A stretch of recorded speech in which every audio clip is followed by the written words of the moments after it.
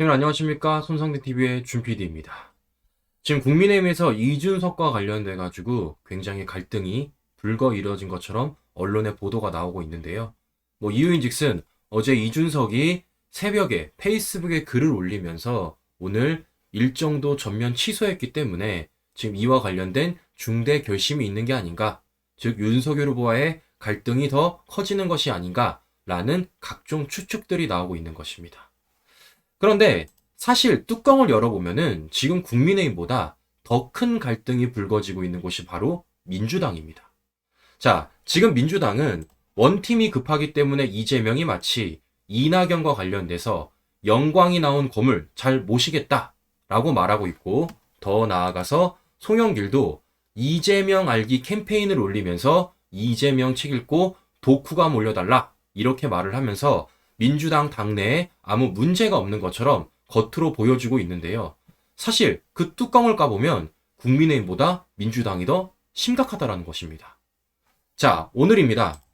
민주당 게시판이 운영이 잠정 중단이 되었답니다. 그 이유는 당원 간 분쟁이 다시 가열됐기 때문이라는데요. 민주당은 다음 달 1일부터 당원 게시판 운영을 잠정 중단하고 밝히면서 오늘 오후 안내문을 통해 지난 경선 기간 동안 당원 게시판은 당원 간 분쟁 자중, 분위기를 환기시키기 위해 잠시 멈춘 기간을 운영한 바 있다며 해당 조치 이후 문제가 계속되는 것으로 보였으나 최근 게시판 내 당원 간 분쟁이 또다시 과열되고 있다면서 중단 사유를 밝혔는데요. 그러면서 갈수록 과열되는 분쟁과 추가로 발생하는 법적 갈등 등을 차단하기 위한 조치임을 이해해달라고 덧붙였습니다.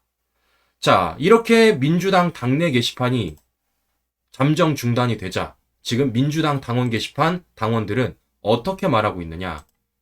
독재당이다, 재갈 물린다 라며 지금 난리가 난 것입니다.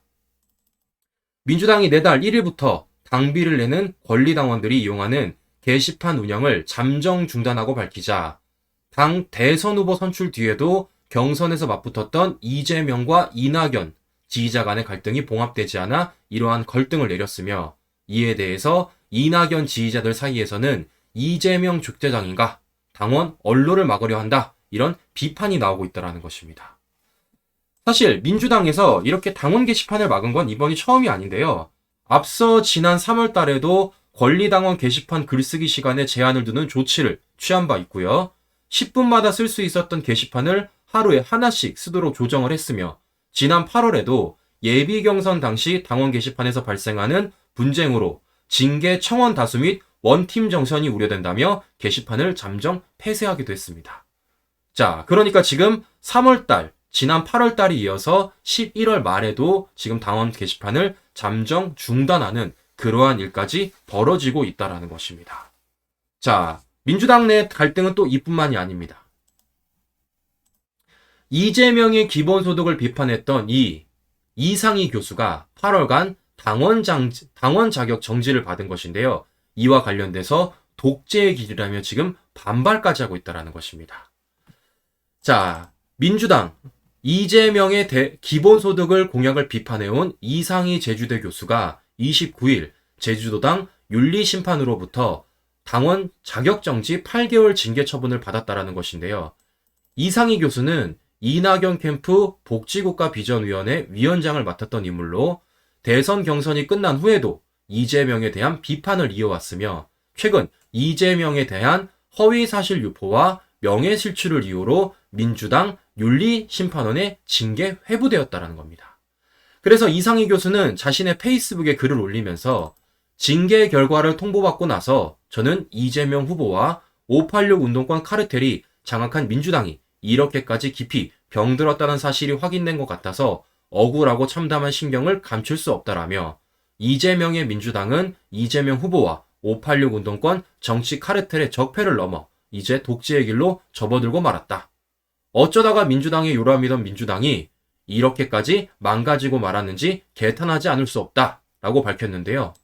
또한 적폐를 넘어 독재의 길로 들어선 병든 민주당을 앞으로 어떻게 해야 할지, 그리고 징계 처분에 대한 재심 청구를 할 것인지 여부를 앞으로 3, 4일 동안 깊이 생각해보며 방침을 정하겠다. 어떤 일이 있어도 저는 지난 30년 동안 추구해왔던 보편적 복지국가 건설의 꿈을 포기하지 않겠다. 이 기준에서 뜻을 같이 하는 깨어있는 시민분들과 함께 최선의 방안을 찾아보도록 하겠다라고 밝혔습니다. 논조만 보더라도 이재명을 향해서 또는 민주당을 향해서 뭐라고 말하고 있습니까? 적폐이자 병든 민주당이다. 더 나아가서 독재의 길이라고 말하고 있으니 그 갈등의 수위가 계속해서 높아질 것으로 보이며, 더 나아가서 이상이 이 교수의 글을 보면요, 징계를 먹더라도 끝까지 이재명을 향한 비판을 이어나가겠다라는 그 의지가 보이고 있기 때문에 이 민주당 내 갈등은 계속해서 불거 이뤄질 것으로 보입니다. 자, 이뿐만이 또 아닙니다. 지금 또 어떤 일까지 있냐면요, 이재명 변호사비 대납과 관련돼서 이 고발을 했던 깨어있는 시민연대당, 이곳이 이재명과 관련된 변호사비 대납, 허위사실 공표로 추가 고발까지 했다라는 겁니다. 자, 보시면 이재명 변호사비 의혹을 제기하며 검찰에 고발했던 친문 성향의 단체가 또다시 이재명을 고발한 것인데요. 의혹이 조작됐다는 이재명의 발언이 허위사실 공표에 해당한다며 공직선거법 위반과 명예훼손 혐의로 수사를 요청한 것입니다. 자, 그러니까 과거 고발한 것을 지금 또다시 이재명이 허위사실을 유포했다라면서 또 고발을 한 것이죠. 자, 보시는 것처럼 지금 어쩌면 국민의힘은 이준석과 관련된 갈등 때문에, 특히 이준석이 당 대표이다 보니까 그 갈등이 언론에 공개적으로 지금 보여지고 있지만 사실 더 썩어 문드러지고 있고 더 큰 갈등은 어디 있다는 겁니까? 바로 민주당이라는 겁니다.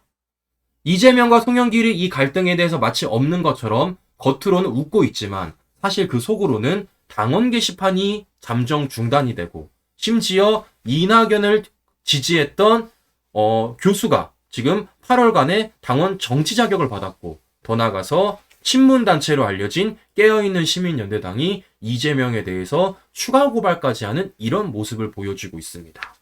자, 과연 어떤 갈등이 더 큰지에 대해서 우리가 바라봐야 될 것이고, 이 갈등 속에서 과연 이재명이 어떻게 될지, 그리고 그 지지율 추이가 어떻게 될지에 대해서 한 번쯤 보도록 하는 게 좋을 듯 한데요. 자, 과연 이 갈등이 겉으로 더 드러나게 될지, 아니면 이재명과 송영길이 계속 숨길 수 있을지 계속 지켜보도록 하겠습니다.